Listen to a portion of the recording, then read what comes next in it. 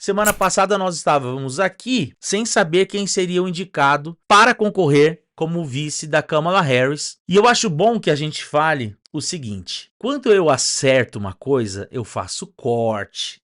Olha lá, eu sabia que era o J.D. Vance. Olha, eu sabia que era a Kamala Harris. Olha, eu sabia que era não sei o quê. Quando a gente erra, a gente não faz corte, mas a gente assume aqui ao vivo para vocês. Eu achava que o escolhido seria o Josh Shapiro, governador da Pensilvânia. Eu não achava que o escolhido seria o Tim Walz, governador de Minnesota. No entanto, o escolhido foi Tim Walz.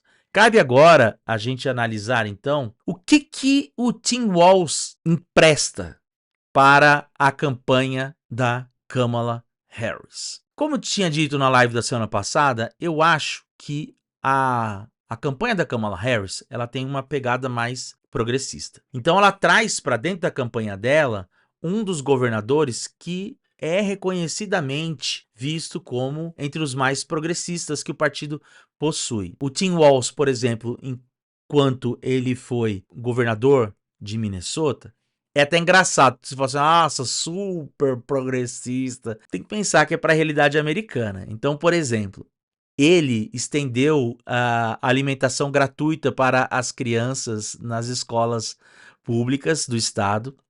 Pra quem não sabe, a gente vê bastante filme dos Estados Unidos, a molecada comendo lá no recreio, e aí elas pegam um bandejão. Aquele bandejão é pago na maioria das escolas. Se o aluno não quiser pagar, ele leva a própria refeição, né? Leva lá o pão com geleia de framboesa e pasta de amendoim, né? E um pacotinho de leite. No caso, ele estendeu esse direito para as crianças não terem que pagar pela sua própria alimentação, né? Os pais pagarem pela alimentação em todo o estado. Outra iniciativa que ele teve, ele reduziu impostos para a classe média, ele também fez metas ambientais para serem cumpridos pelas empresas e tem uma última questão que é deu mais segurança e estendeu mais direitos para os trabalhadores do setor público lá de Minnesota. Então veja bem, isso que aqui no Brasil é quase que básico. O emprego público é estável, as crianças têm a merenda escolar inclusa. Isso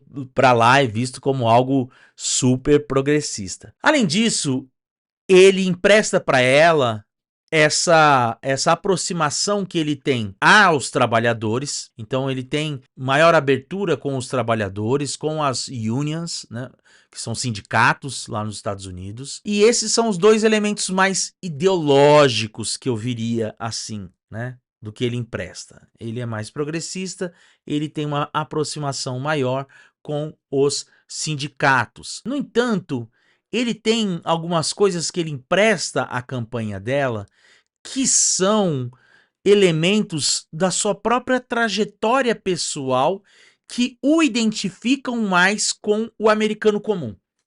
Por quê?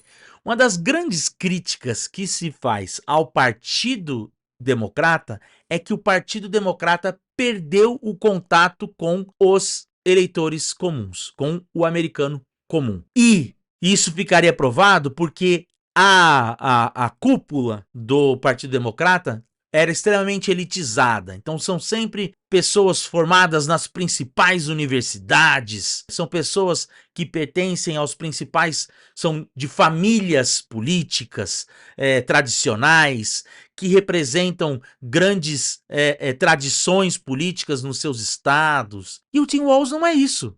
O Tim Walz é um cara que serviu no serviço militar, na Guarda Nacional dos Estados Unidos, durante 24 anos. Ele aproveitou o crédito estudantil que os soldados têm para fazer a faculdade de estudos sociais, que abarca tanto estudos de história quanto estudos de geografia, e após formado também começou a dar aulas de geografia, foi técnico de futebol, ou seja, ele não se formou em nenhuma universidade grande, da Ivy League. Quando ele se aposentou, ele foi eleito deputado, né, pelo estado de Minnesota, e como deputado ele foi presidente da comissão de assuntos militares na Câmara, que garantiu, inclusive, melhores condições de direitos para os militares. Tem a questão da trajetória da esposa dele, ter tido uma primeira filha, eles tiveram, né, por meio de inseminação artificial, o que se conecta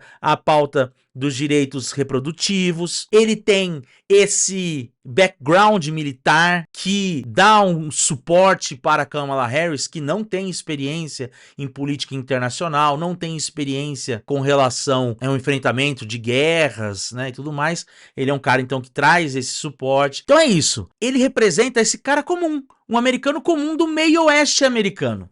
Do meio oeste dos Estados Unidos, né? Porque tem isso também.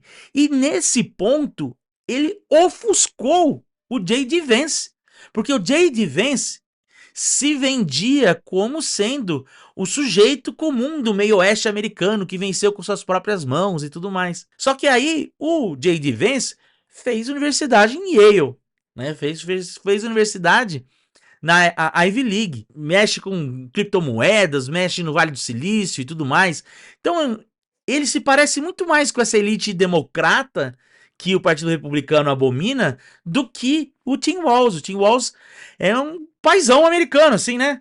O cara pesca, treinador de futebol americano, entre outras coisas. Então, acho que essas características da biografia dele fazem com que ele consiga dialogar mais com esse eleitor do meio oeste, do homem branco comum, que tem muita resistência em votar numa mulher. Então, a gente começa a perceber, por exemplo, que em Ohio mesmo, os números da Kamala Harris aumentaram depois que o Tim Walz entrou no ticket. Então nós estamos falando de um estado do J.D. Vance. Então eu acho que tem aspectos que são ideológicos, tem aspectos que são políticos.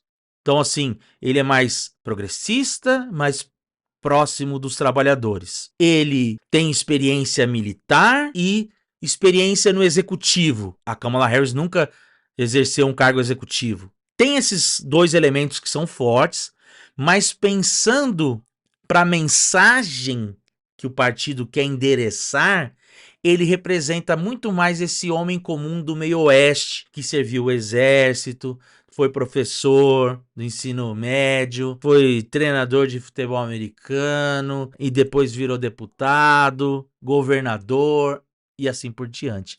Então eu acho que isso é o que ele tem mais a contribuir com a campanha da Kamala Harris para o andamento, uma aproximação maior a esse homem branco, eleitor do meio oeste americano, o que pode garantir então para Kamala Harris um voto não só na Pensilvânia, que é o que o Josh Shapiro poderia dar a ela, mas um voto em Wisconsin, no Michigan, um crescimento em Ohio, uma vitória mais consolidada também na Pensilvânia, né?